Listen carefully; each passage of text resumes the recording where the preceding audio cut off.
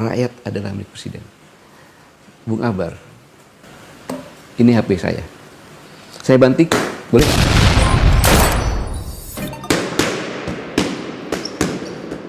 Dalam setiap keberhasilan operasi, yaitu kemanunggalan TNI dan rakyat. Oke.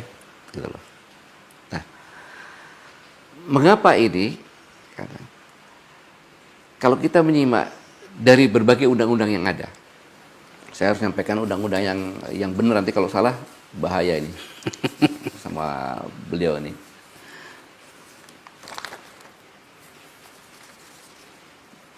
Undang-Undang Dasar 1945 pasal 27 ayat 3 menyatakan bahwa semua warga negara berhak dan wajib ikut serta dalam upaya pembelaan negara. Pasal 30 lagi, ayat 1 menyatakan tiap-tiap warga negara berhak dan wajib ikut dalam usaha pertahanan dan keamanan negara. Oke. Pasal 30 ayat 2 menyatakan usaha pertahanan dan keamanan negara dilaksanakan melalui sistem pertahanan dan keamanan rakyat semesta oleh TNI dan Kepolisian RI sebagai kekuatan utama dan rakyat sebagai kekuatan pendukung.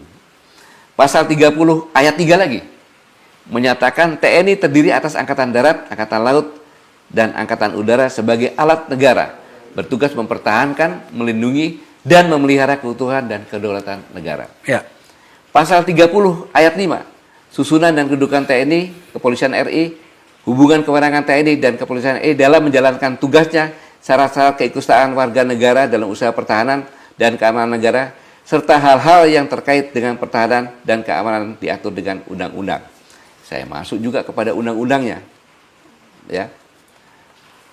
Pasal 68 Undang-Undang Nomor 39 Tahun 99 tentang HAM. Setiap warga negara wajib ikut serta dalam upaya pembelaan negara sesuai dengan ketentuan peraturan perundang-undangan. TAP MPR Nomor 4 MPR 1999 tentang garis besar haluan negara. Ketetapan arah kebijakan pertahanan dan keamanan.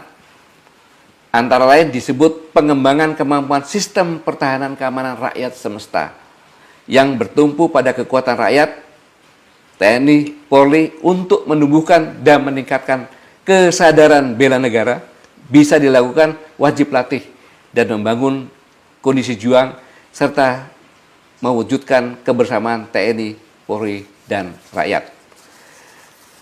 Dari ini kita turunkan lagi kepada Undang-Undang Nomor 34 Tahun 2004 Bab 2 Pasal 2 tentang jati diri TNI. Yang pertama adalah tentara rakyat. Karena TNI lahir dari rakyat, berjuang bersama-sama rakyat, untuk dan oleh rakyat. Gitu. Ada hal yang penting yang menyatakan adalah rakyat adalah milik presiden. Rakyat adalah milik presiden. Bung Akbar, ini HP saya. Saya banting, boleh nggak? Boleh. Karena milik saya kan? Iya. Itulah bahayanya. Iya, paham saya. Oke. Ini bukan HP beneran. Kalau beneran saya akan Soalnya lihat apa serius banget. Iya. Saya sedang mencoba untuk menerjemahkan pola pikir seorang mantan panglima gitu. Itulah yang terjadi. Karena berpikir bahwa rakyat milik presiden. Berarti rakyat juga milik polisi, rakyat juga milik kehakiman, rakyat juga milik tentara. Okay. Berarti kapanpun dibuang, mau disakiti, mau dibunuh, tanahnya mau diremas, itu rakyat. Apa poinnya, Bang? Poinnya, ada, Bang. Poinnya. Saya takut juga aku bicara salah ini.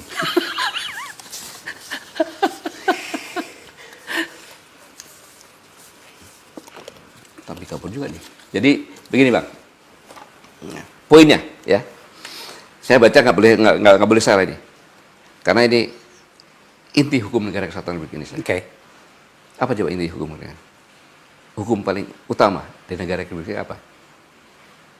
Proklamasi kemerdekaan. Oke. Ya kan? Proklamasi kemerdekaan ini kan merupakan kami bangsa Indonesia dengan ini menyatakan kemerdekaannya. Oke. itu menunjukkan bahwa titik kulminasi perjuangan selama 350 Ya, tahun ya.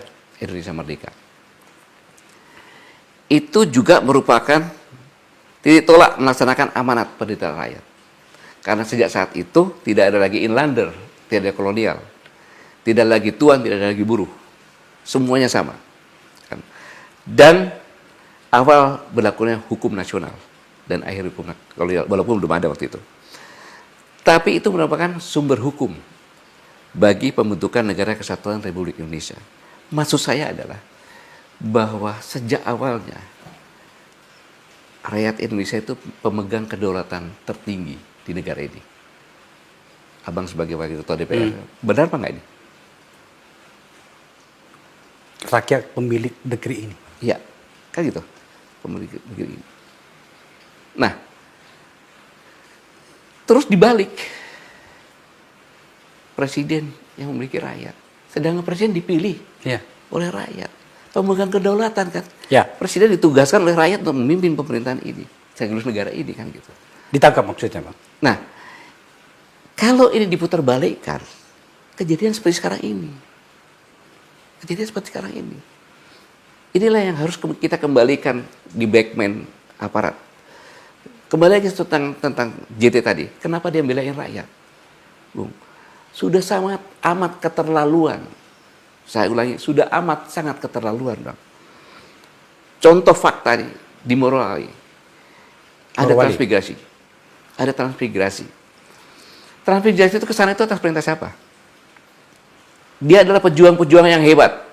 Dia berani, belum pernah lihat ke sana, dia berani bawa keluarganya ke sana, ya kan? Dengan janji akan diberi 1 atau 2 hektar kan, kan? Kemudian sebelumnya dikasih makan dan sebagainya kan. Tiba-tiba transmigrasi ini semua terusir karena ada HGU. Dan aparatnya tidak tahu. Aparatnya juga ikut mengusir. Mungkin tahu sih sebenarnya. Ya, alhamdulillah kalau tahu kan gitu. Cuma lakukan itu kan. Gitu. Saya berpikiran positif tidak tahu. Coba, dia mau kemana? Ya. Dia mau kemana? Dia sudah tinggalkan kampungnya ya. Ya, Dia sudah tinggalkan kampungnya loh ya. tinggalkan kampungnya dengan segala macam. Terus, apakah ada negara sini sebagai pemilik negara diperlakukan seperti itu? Dan ini hanya case-case kecil aja, yang lainnya masih ada lagi. Ya. Inilah yang harusnya benar-benar gitu loh. Dan ingat, pemilik-pemilik adat itu, bangsa ini adalah pemilik sahamnya itu siapa sih? Ada 43 kesultanan dan kerajaan dan 1 kesultanan Jogja. Mereka memberikan wilayahnya menjadi 1. Kemudian mereka memberikan harta, bahkan uang. Tanpa itu, yang dikatakan proklamasi kemerdekaan baru bangsa bukan negara, perlu ada wilayahnya kan. Nah ini yang harus sama-sama, marilah sama-sama kita kupas, ya kita kupas, kemudian kita lihat latar belakangnya bagaimana. Kok saya kadang-kadang sedih lihat di Kalimantan, lihat di Papua, apalagi di Papua. Waktu saya letkol, saya di Papua, saya pernah mengumpulkan semua cendekiawan. Terus saya kasih gambar. Dilarang berburu di sini. Ini tanah PT X. Nggak sebutkan namanya. Saya bilang, apa tanggapanmu ini? Segala macam. Saya bilang, pantas kau nggak maju-maju Papua. Karena intelektualnya seperti kau. Saya bilang gitu. Saya tanya sekarang. Kalau suku Asmat dengan suku Marin berbatasan. Kamu nombak rusanya lari ke tempatnya Marin. Gimana? Oh tidak boleh Bapak. Itu sudah punya Marin. Ketat sekali dia batasnya. Nah sekarang, kalau mereka jadi dimiliki oleh satu perusahaan, cari makan di mana dia? Ya. Dipahami. Nah, inilah yang benar-benar harus sama-sama kita pahami. Jadi jangan mengatakan presiden, rakyat adalah milik presiden. Dibalik-balik. Rakyat ada pemegang kedaulatan tertinggi di negara ini. Menarik. Ini yang saya katakan, kita harus benar-benar waspada dengan hal-hal slogan-slogan kecil. Karena yang berbicara adalah Gubernur Lemhanas. Yes. Gitu. Saya tidak sampaikan hanya itu aja. Jadi kalau ini menjadi pedoman nanti, karena Lemhanas itu adalah lembaga yang selalu memberikan masukan-masukan kepada pimpinan pemerintahan untuk menjadikan kebijakan-kebijakan. Menarik, Bang. Pada saat kita sedang mengambil gambar ini, mungkin di Istana Negara mungkin sudah dalam tahap penyelesaian atau mungkin sudah terjadi pemilihan Panglima TNI yang baru. Iya. Adik-adiknya Abang gitu. Kita nggak ngerti. Iya. Sekarang ini pada saat kita ambil ini kita belum tahu siapa Iya. yang terpilih. Apa yang ingin Abang katakan menyangkut soal itu? Karena itu ada beberapa nama di situ. Pak Andika Perkasa yang saat ini kasat, dijagokan banyak orang, namanya paling tinggi, bukan paling tinggi ya, paling sering diungkapkan orang sebagai calon Panglima TNI, menggantikan Pak Hadi Cahyanto. Ada juga yang mengatakan ini gilirannya Pak Yudo dari Angkatan Laut.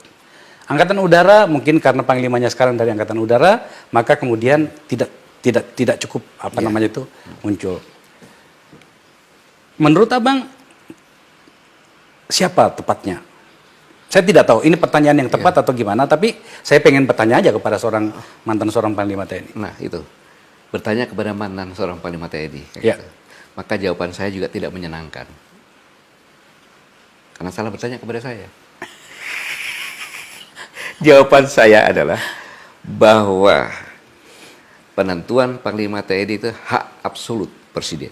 Siapapun. Siapapun. Saya sebagai mantan Panglima TNI, saya tidak boleh menyatakan, oh yang bagus A, B, C. Itu akan sedikit mempengaruhi. Ya. Dan saya tidak boleh menyampaikan seperti itu. Jadi hak absolut Panglima TNI. Tapi soal kita juga tidak tahu ya, itu di masanya PSBY atau siapa ya, yang mengatakan bahwa ini setelah Angkatan Udara, Angkatan Laut lagi, segala macam. Karena itu kan tidak ada di dalam undang-undang, yaitu kesepakatan saja. Kesepakatan siapa? Itu kan kebijakan seorang presiden. Ya, waktu itu kan SBY ya. Ya.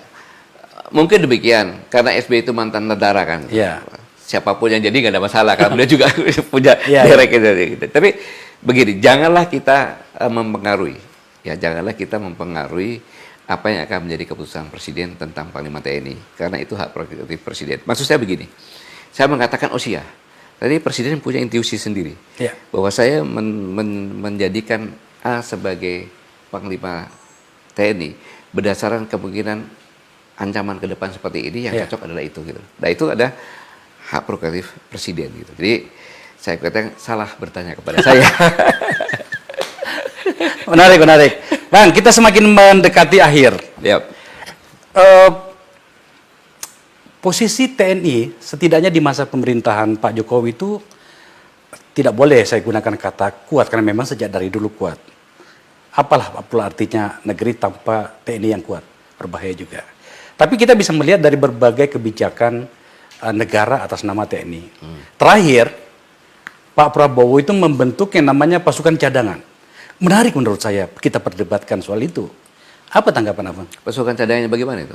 Yang kemarin kalau saya lihat di TV itu, sudah dilantik atau gimana ya? Itu ada bukan pasukan cadangan, apalah namanya gitu ya. Kalau pasukan cadangan kan itu, saya pasukan cadangan. Purnawiraga pasukan cadangan. Ya. Jadi dari sipil atau dari militer? Sipil. Dari sipil.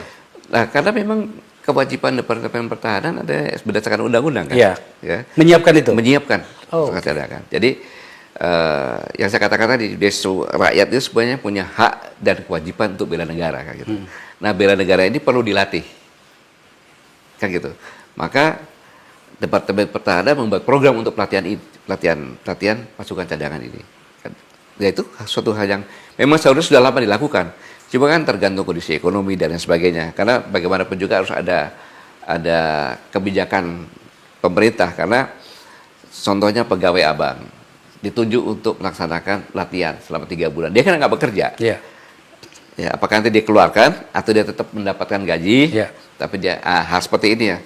Tapi ini suatu terobosan saya pikir yang bagus. Harusnya lama-lama seluruh mungkin yang 18 tahun ke atas sudah merupakan latih sebagai. Akhirnya kemudian kita mengenal namanya wajib militer ya. Iya, wajib militer itu bagus bagi kita, Bang. Bagus karena bagaimanapun juga satu orang itu setelah dilatih pasti kan untuk latihan militer yang pertama kali kan disiplin dulu kan. Betul.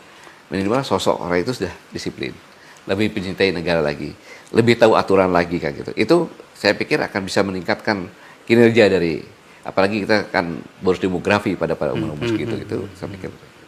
Menarik. Oke.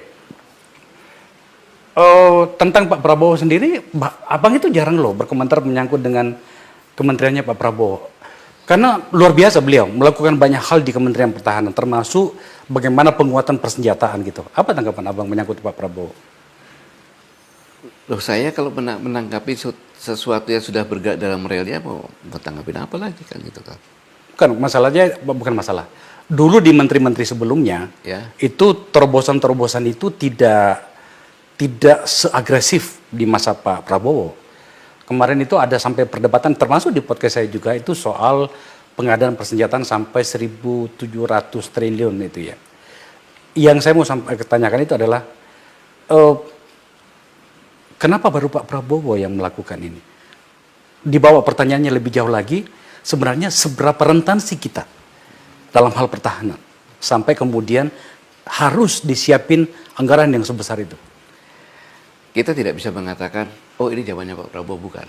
Tapi situasinya kelihatan. Situasinya. Situasi yang lihat. Jadi zamannya yang dulunya mungkin ancaman belum terlihat.